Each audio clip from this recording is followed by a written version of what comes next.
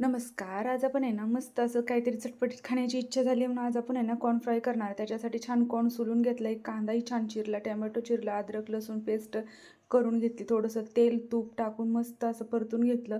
आलं, लसूणही छान परतून घेतलं. त्याच्यानंतर आपल्याला हा लहान बारीक एकदम चिरलेला कांदा त्याच्यामध्ये अर्धवट परतून घ्यायचा, पूर्ण नाही.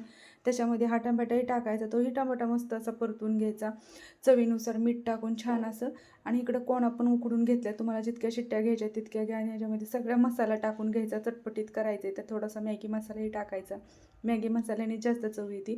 आणि ना आपले उकडलेले कॉर्न त्याच्यामध्ये टाकून मस्त असं परतून घ्यायचं. परतून झाल्यानंतर आहे ना, छान असं चवीनुसार थोडंफार मीठ कमी असेल तर तेही टाकून घ्यायचं. आणि आपल्याला चीज टाकून आहे ना, तेही परत एकत्र करून घ्यायचं.